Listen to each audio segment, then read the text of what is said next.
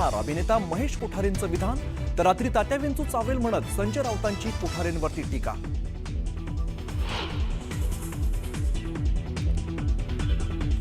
सोलापूरमध्ये भाजपात जोरदार दुफळी. एनसीपीच्या दिलीप मानेंच्या प्रवेशाला भाजप कार्यकर्त्यांचा विरोध. भाजप नेतृत्व काय निर्णय घेणार याकडे नजरा.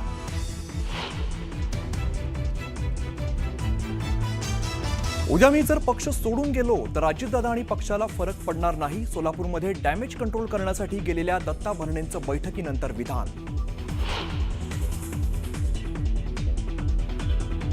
तोड्या करण्यासाठी दोन भाऊ एकत्र आले. ठाकरे परिवार हे मजबुरीचं नाव.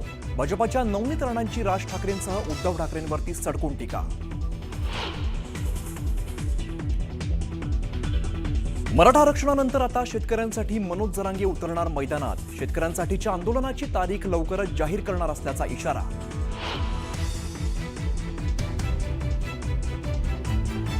पुण्यातील जैन बोर्डिंगचा व्यवहार पूर्णपणे रद्द करा. मुरलीधर मोहोळांबद्दल अजूनही संशय म्हणत मोहोळांना चितपट करण्याचा राजू शेट्टींचा इशारा.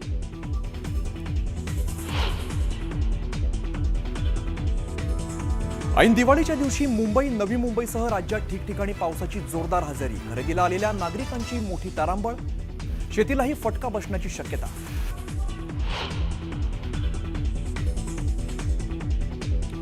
जळगावच्या सुवर्णनगरीत सोन्याच्या दरात अचानक 1,500ची घसरण. लक्ष्मीपूजनाच्या मुहूर्तावर सोने खरेदीसाठी ग्राहकांची तोबा गर्दी.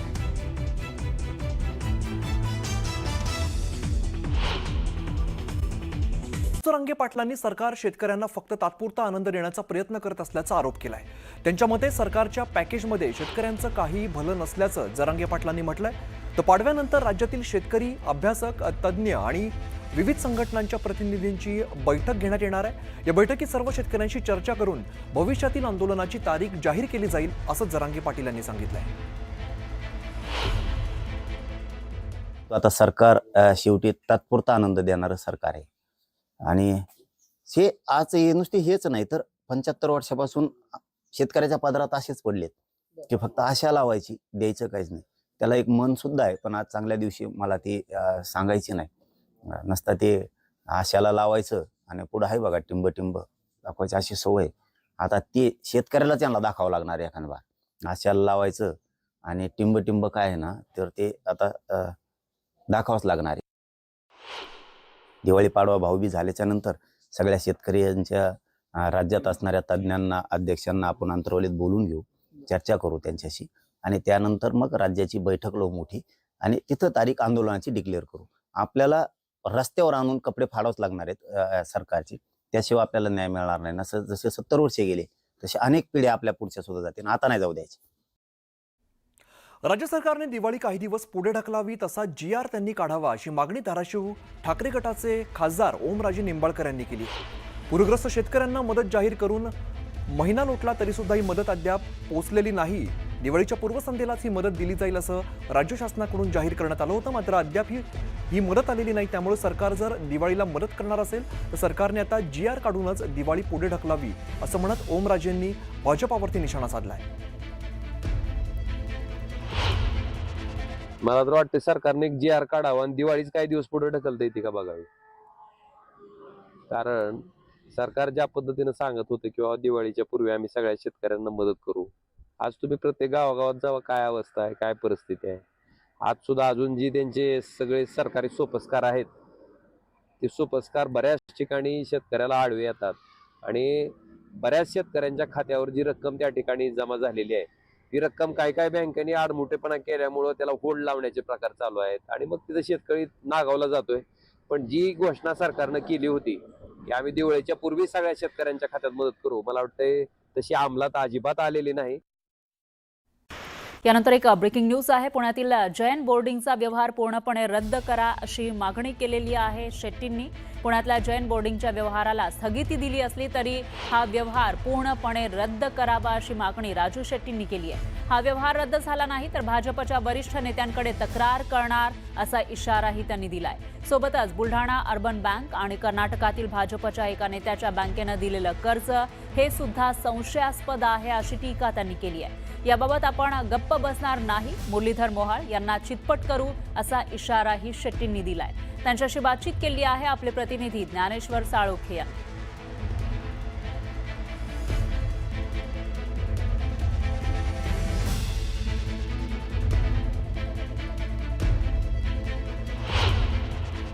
पुण्यातल्या जैन बोर्डिंगचा वाद चांगलाच चिघळताना आपल्याला पाहायला मिळतोय. राजू शेट्टी यांनी मुरलीधर मोहोळ यांच्यावरती गंभीर आरोप केल्यानंतर मुरलीधर मोहोळ यांनी राजू शेट्टी हे नुरा कुस्ती खेळत असल्याची टीका केली. या सगळ्यावरती बोलण्यासाठी आपल्यासोबत राजू शेट्टी आहेत. त्यांची या संदर्भातली प्रतिक्रिया आहे ती जाणून घेण्याचा प्रयत्न करूया. खरं तर हा सगळा वाद रंगताना पाहायला मिळते. जैन बोर्डिंगची जागा खरं तर 3,000 कोटीची बाजार भावात ती जागा जाईल, मात्र 230 इतक्या कोटींना कवडी मोलानं ती विकत घेतली गेली. त्यावरून तुम्ही आरोप करताय आणि तुम्हाला नुरा कुस्ती खेळत असल्याचं मुरलीधर मोहोळ म्हणताय. मी नुरा कुस्ती खेळतो का कसली कुस्ती खेळतो हे मुरलीधरांना मोहोळ यांना लवकरच समजेल असं मी 2 दिवसापूर्वी बोललो होतो. मी असंही बोललो होतो की माझा पट चितपट झाल्यावरच कळतो आणि तो कळाला. धर्मादाय आयुक्तांना स्वतःच दिलेला निर्णय बदलून त्या एकूणच विक्री व्यवहाराला स्थगिती देण्याचा नवा निर्णय द्यावा लागला. यावरून माझी भूमिका किती योग्य होती आणि आम्ही योग्य दिशेनं योग्य पद्धतीनं मागणी करत होतो आणि अन्यायाच्या विरोधात लढत होतो हे सिद्ध झालेलं आहे. भूमिका काय राहते याच्यावर अवलंबून आहे. मी मगाशी म्हटलं त्या पद्धतीनं त्यांच्या मतदारसंघातला हा विषय आहे. त्यांनी पुढाकार घेऊन हे 65 वर्ष जुनं असणारं हे हॉस्टेल अबाधित राहावं, विद्यार्थ्यांच्यावर अन्याय होऊ नये म्हणून जर ते पुढाकार घेऊन आपलं केंद्र सरकारमधलं असणारं वजन, लोकप्रतिनिधी म्हणून राज्य सरकारवर असणारा त्यांचा दबाव याचा वापर करून त्यांनी जर का हा व्यवहार पूर्णपणे रद्द करून पुन्हा ते विद्यार्थी हॉस्टेलमध्ये आले, स्थिरस्थावर झाले तर मग ह्याच मुरलीधर अण्णांचं उजळ मतानं त्यांचं स्वागत करायला सुद्धा मी मागं पुढं बघणार नाही किंवा त्यांचं अभिनंदन करायला मागं पुढं बघणार नाही. पण अजूनही ते गोखले बिल्डरनी चुकीचा व्यवहार केला आहे असं म्हणायला तयार नाहीत आणि ते म्हणायला तयार नाही त्याचा अर्थ ते त्यात भागीदार आहेत असं अजूनही माझं मत आहे. व्यवहार पूर्णपणे रद्द झाल्याशिवाय मी तरी काय गप्प बसणार नाही. अमित शहाना सुद्धा जाऊन मी विचारेन की सहकार राज्यमंत्री आहेत, ते सहकार मंत्री आहेत अमित शहा आणि त्यांच्याच एका माजी खासदाराच्या पतसंस्थेनं अशा पद्धतीनं एका मंदिरावर गहाण बोजा करून 50 कोटीचा कर्ज कसं काय दिलं गेलं. कारण एका मंदिराचं राजकारण करून डोकी फोडून दंगली घडवून सत्तेवर आलेली तुम्ही मंडळी दुसरं एक मंदिर विकलं जात असताना त्याच्यावर घाण खत केलं जात असताना तुम्ही कसं काय गप्प बसता हे विचारणार आहे मी जाऊन. झाला नाही तर पुढची भूमिका आक्रमक असेल आणि माझी कुस्ती कशा पद्धतीनं असेल ते त्याच वेळी समजून येईल अशा पद्धतीचा स्पष्ट इशारा राजू शेट्टी देताना पाहायला मिळते. त्यामुळे या प्रकरणाला सध्या स्थगिती दिली असली तरी हा व्यवहार रद्द होणार का हे आता पाहणं महत्त्वाचं असणार आहे. Video journalist Sandeep Patil, Dnyaneshwar Salunkhe, news 18 Lokmat, Kolhapur. Raigad जिल्ह्यामध्ये पुन्हा एकदा अवकाळी पावसानं हजेरी लावलेली आहे. अचानक झालेला ऊन, वारा आणि पावसामुळे शेतकऱ्यांची चिंता आणखीनच वाढली आहे. मणगाव, रोहा, इंदापूर, तळा, म्हसळा या परिसरात पावसानं आगमन केलेलं आहे. त्यामुळे कापणी करून ठेवलेली भातशेती वाया जाण्याची भीती शेतकऱ्यांना आता लागलेली आहे. रायगडमधले आपण दृश्य बघतो, अनेक ठिकाणी सोसाट्याचा वारा सुटलेला आहे. अचानक पाऊस आलेला आहे त्यामुळे शेतकऱ्यांची चांगलीच तारांबळ उडते. शेतकऱ्यांना नुकसान होण्याची भीती आता व्यक्त केली जाते. रायगडमध्ये अवकाळी पावसानं हजेरी लावलेली आहे आणि भातशेतीला याचा फटका बसण्याची शक्यता आहे. अचानक मोठ्या प्रमाणात वारा सुरू झाला आणि त्यानंतर पुन्हा एकदा पावसाला सुरुवात झाली. दरम्यान कोल्हापूर शहर आणि जिल्ह्यासह पावसानं दुपारपासून झोडपून काढण्यास सुरुवात केलेली आहे आणि सततच्या पावसामुळे खरीप पिकाचं मोठं नुकसान झालेलं आहे. अचानक आलेल्या पावसामुळे नागरिकांची चांगलीच तारांबळ उडाली आहे. कोल्हापुरातली काही दृश्य अगदी दिवाळीच्या सणावरती पावसाचं सावट बघायला मिळतंय. कोल्हापुरात मुसळधार पावसाला सुरुवात झालेली आहे. ऐन दिवाळीतच परतीच्या पावसाचा पुण्याच्या शिरूर तालुक्यातील रांजणगाव परिसराला सुद्धा जोरदार तडाखा बसलाय. तासभर पडलेल्या मुसळधार पावसामुळे रस्त्यांना अक्षरशः ओढ्याचं स्वरूप आलेलं आहे. पुण्याच्या शिरूरमधली सगळी दृश्य या ठिकाणी रस्त्यावरती मोठ्या प्रमाणात पाणी साठलेलं आहे. रस्त्यांना ओढ्याचं स्वरूप प्राप्त झालेलं आहे.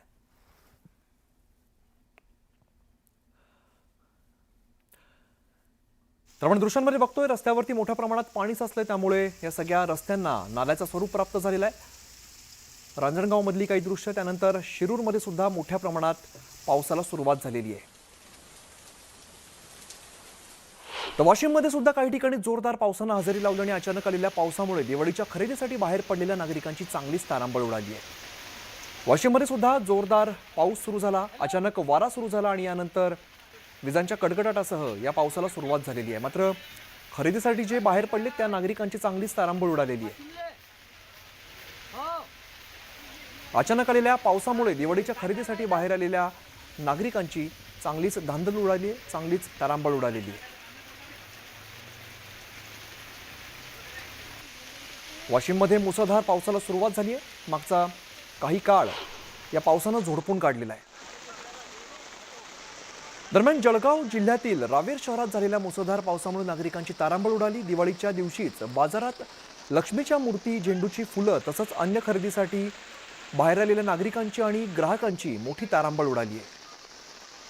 आज खरं तर लक्ष्मीपूजन, अनेक लोक खरेदीसाठी बाहेर पडलेली होती. मात्र अशाच वेळेला हा पाऊस सुरू झाला आणि सगळ्या ग्राहकांची धांदल उडालेली आहे.